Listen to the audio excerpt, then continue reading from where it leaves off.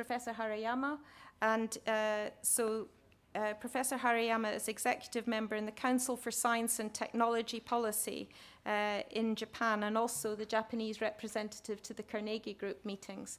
And so if I hand over to you, would you like to come here or talk from there? Okay. Thank you very much, Anne. I will base my short statements on the case of Tohoku, what happened in 2012. I'm not describing what happened, but I will try to extract from this case what we can learn from that. At this moment, and even today, we do not have specifically science advisor, chief science advisor, but we have the Council for Science, Technology, and Innovation.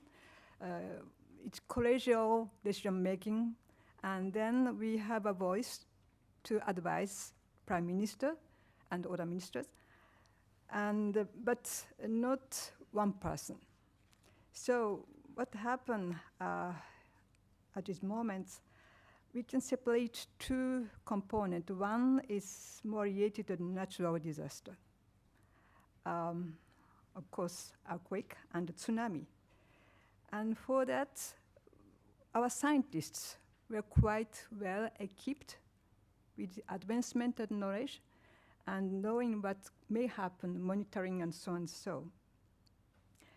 So for this aspect, we have mobilized scientists, and it was very helpful to have them as advisor to make analysis of the case and maybe providing evidence-based recommendation on that. Of course, they are on the ground making investigation and providing new funding, the learning process. So this aspect is quite well prepared, but facing like what happened in accepted level of crisis, it's really you have to be prepared for that. Regarding nuclear accidents, it has been studied by tsunami and earthquake, but also it has been identified as a man-made disaster by the Fukushima Nuclear Accident Independent Investigation Commission. So it's very complex phenomena. And at the moment, we had to have immediate reaction and also engage in very strong political responsibility. Also, to make this decision-making, we have very multi-stakeholders decision-making, because firstly concern what central and local governments, TEPCO, the Japanese electric companies, and within TEPCO we have headquarters and grounds, so and so. Of course, people living in the areas.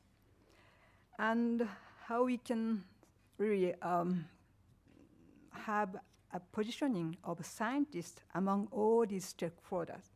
So situation very complex, and it's not so easy for us to identify what had to be the role of the scientists. Of course, we have formal structures called the Nuclear Safety Commission with advisory function in place and to reflect scientific view, because we have scientists within. But as I described, in a normal day, you may have advice from scientist point of view. But when it's happened, emergency and the complexity of the situation, we have to be keen about the limited role that we play by scientists.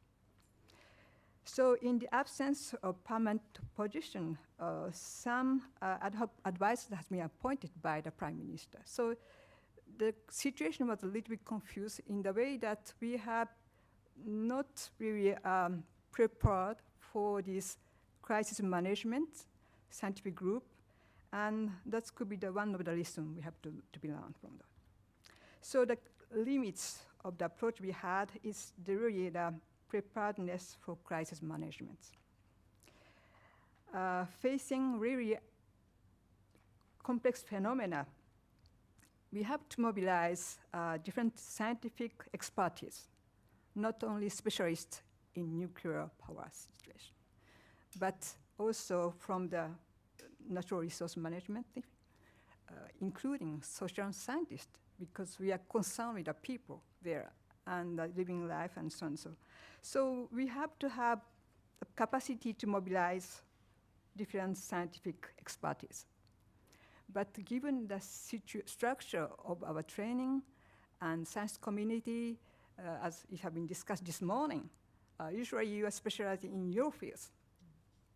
And connection with other fields, even not so far from yours, having discussion and also discussing in the same language, almost impossible. So the lesson, very critical lesson, is that we have to be prepared for that.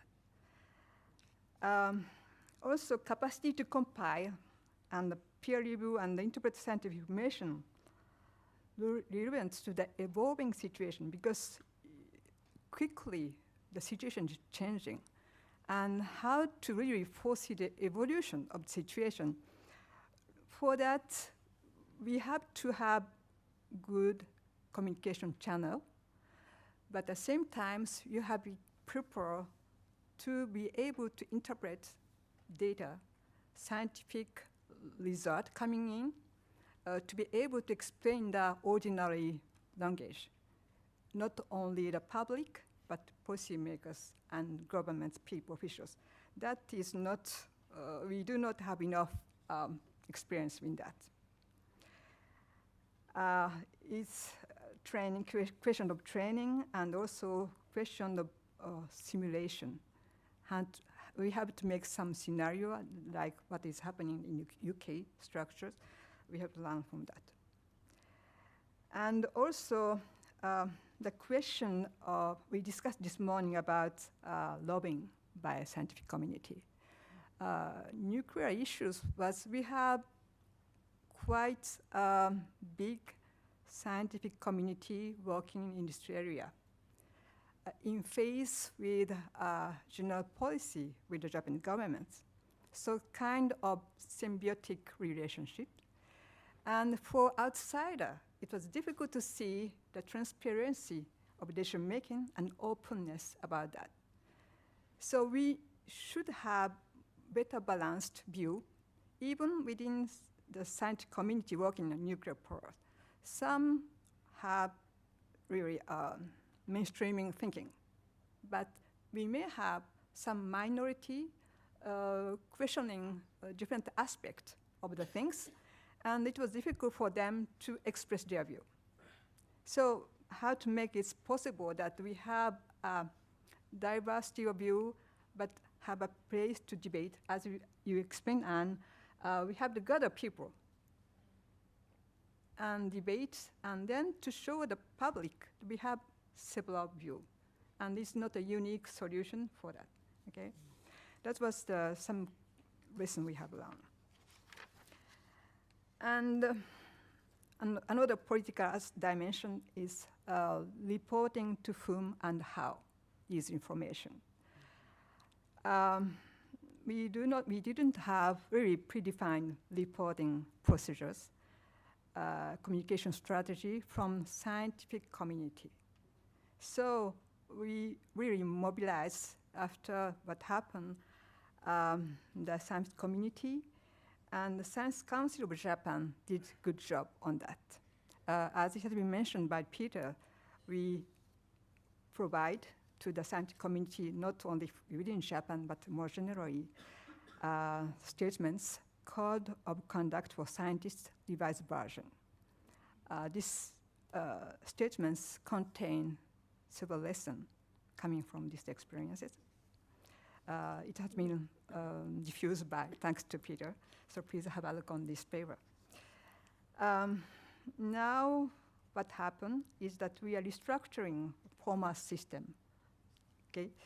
And also, based on the Science Council of Japan's guideline and emergencies, we are discussing the way to really mobilize scientists and science community.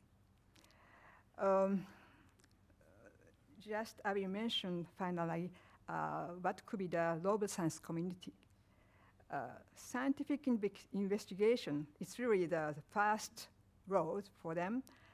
Data gathering, data sharing, modeling, measuring, estimations, writing, so on and so. But we have to have a team of researchers from different disciplines, not only one discipline.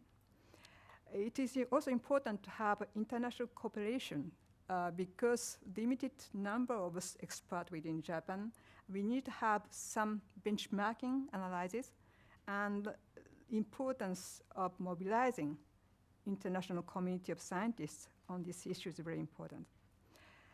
And also regarding science communication, we have to prepare scientists, not only in the case of crisis, but more generally as a part of general culture of scientific training, having risk communication, science-based communication, and so on and so. So, but at the same time, we have to recognize the limits of capacity of science advice and also limits of responsibility. Because in the case of this crisis, the difference between advice and decision making is really close, hand in hand. And what is your role as science advisor? It's not so clear. So we should be able to know the limits of this capacity. And that's why we have to discuss about liability of scientists in some cases. That's the topics led by the Global Science Forum at OECD. So thank you very much for my